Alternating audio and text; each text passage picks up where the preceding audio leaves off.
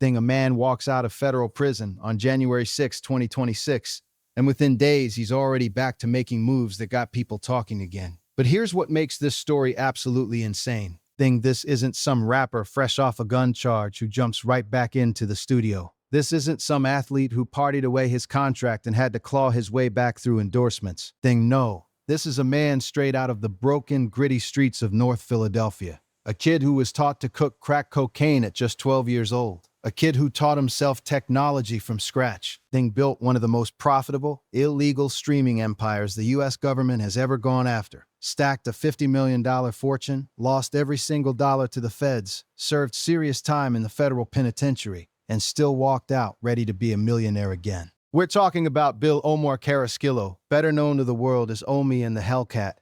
Before you even think about clicking away, understand this. This isn't just a story about getting rich quick. This isn't just another tale of a fall from grace and doing time. This is the story of a man the government tried to completely erase from the game. They seized his 57 cars, his mansion, his jewelry, his bank accounts, his properties, everything. They wanted to make an example out of him. Instead, they created a comeback story that people are going to be telling for years to come. And stay locked in until the very end. Because by the time we're done, you're going to know exactly how Omi and the Hellcat built his empire, how he was living large before the feds kicked in his door, and precisely what his life looks like right now in 2026. The numbers? They're going to surprise you. Let's break it all the way down. You can't understand where Omi and the Hellcat stands today without going back to where it all started. And when I say he started from nothing, I mean rock bottom. Zero. Bill Omar Carrasquillo was born on September 6, 1986, in North Philadelphia. Late 80s, North Philly wasn't handing out dreams on silver platters. It was a tough, unforgiving environment filled with struggle, limited opportunities, and survival mode every single day. His mother passed away from a drug overdose when he was still a young child. His father was deep in the drug game. By the time Bill was 12, his own father was showing him how to cook crack cocaine. 12 years old, let that sink in for a minute. That's not a childhood. That's a crash course in the streets. He bounced between relatives, foster parents, anyone who could take him in for a little while. He was one of 38 children, a number he openly shared in interviews. The kind of chaos that would destroy most people before they even got a real shot. But something deep inside Omi refused to stay down or stay broke. As a teenager, he did what he saw all around him. He sold drugs on the corners of North Philly because that was the only economy he had ever been shown. But unlike so many others he came up with, Omi eventually looked around and said, nah, there's got to be a different way out of this.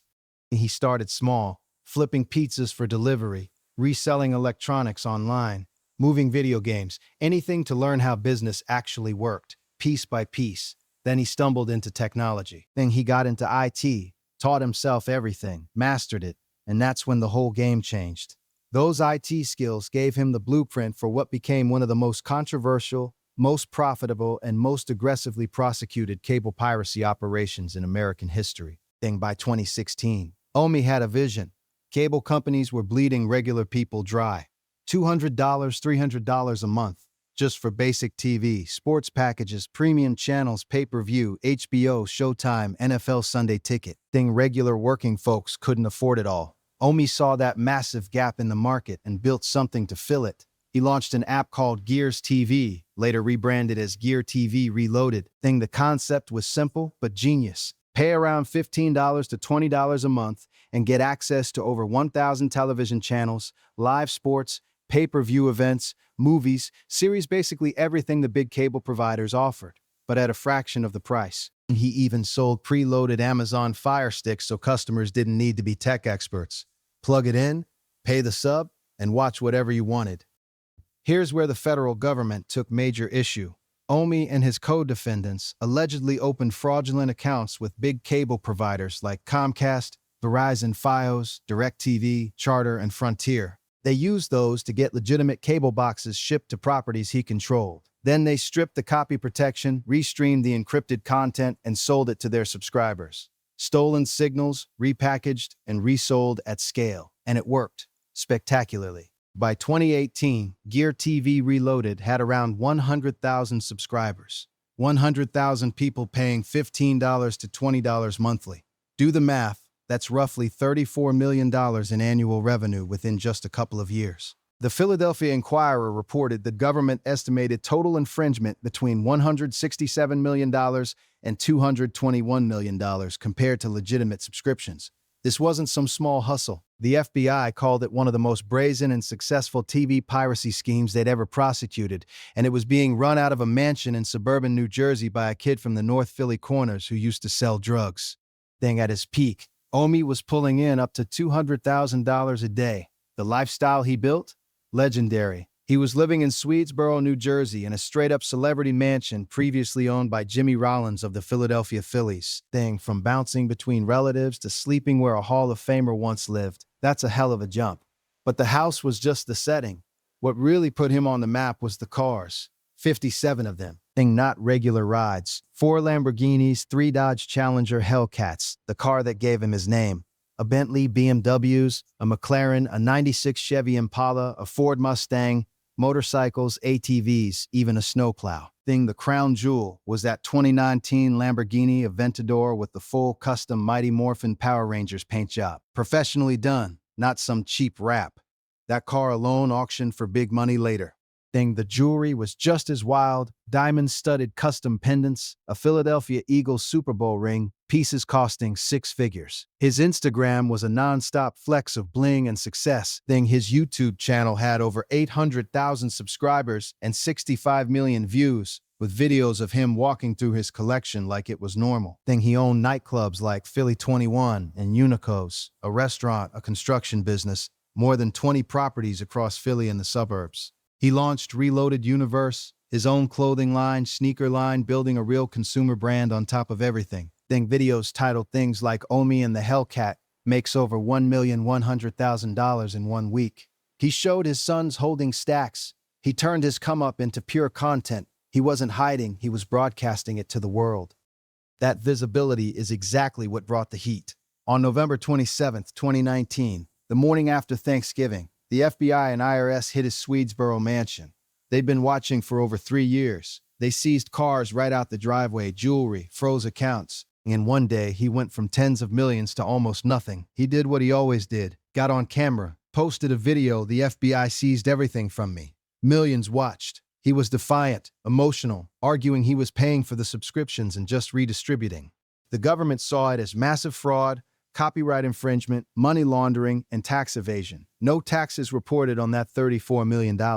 In 2021, a 62-count indictment dropped. He took a plea in 2022, then sentenced March 7, 2023 to 66 months by Judge Harvey Bartle III. Forfeited over $30 million, $15 million plus restitution. The judge warned about the message it sent to others. Everything went up for auction. The cars at the B&O Railroad Museum, jewelry online, the mansion, properties, nightclubs. The Power Rangers Lambo alone drew huge bids. The government thought they wiped him out completely. But reports came out while he was locked up. He was still generating serious money from inside, around $700,000 in a month, from his brand and audience loyalty. His YouTube kept the subs. Reloaded Universe kept moving product. His story kept attracting new fans. Some say he had protected assets the government never fully touched. When he walked out on January 6, 2026, with good conduct time, he wasn't starting from zero. A release video went viral instantly. Friends greeted him. The internet was waiting.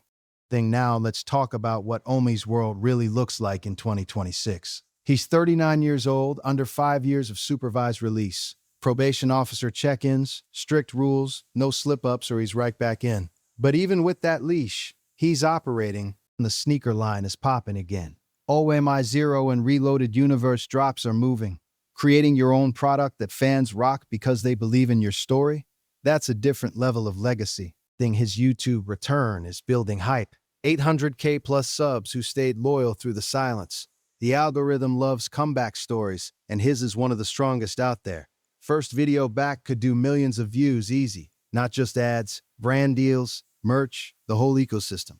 Net worth estimates sit between $1 to $3 million right now, way down from $50 to $60 million peak. But that's a foundation, not a limit. Cars are returning. New whips photographed already, rebuilding a fleet smartly under the radar. Real estate knowledge from his construction days and Philly connections. That's coming back too. Nightclub and restaurant experience doesn't vanish. The brand itself, Omi and the Hellcat, his cultural capital. Media coverage from Fortune, Inquirer, DOJ, Fox, CBS, awareness most creators chase forever. What separates Omi isn't just hustle, it's that eye for gaps. He saw cable overpricing and built a solution. Illegal, yes, but the instinct was sharp. Same instinct in merch before most YouTubers caught on. Same in nightclubs, managing operations, staff, marketing, cash flow while running everything else.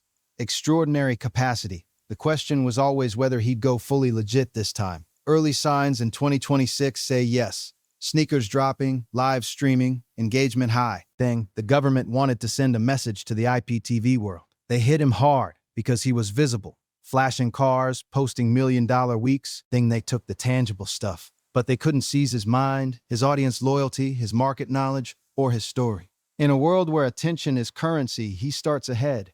His financial picture is moving upward fast. YouTube returns could bring serious ad revenue. Merch, recurring income, potential nightclub moves in a city that knows him. Documenting the rebuild, cars, businesses, life under supervision, could be massive content leading to podcasts, docs, books. What's wild is what this says about America. A kid taught the drug game at 12 built a $34 million revenue machine through self-taught tech. Cable giants make billions. Yet they went hard after a guy charging $15 for what people couldn't afford. He took responsibility, served time, paid heavy, now rebuilding. His audience, 800K on YouTube, million plus on IG, is rooting hard. This is just the beginning. Expand on the mindset. Growing up with 38 siblings, loss of mom, dad in the streets, most would fold. Omi used it as fuel. He didn't just survive. He observed, learned, adapted.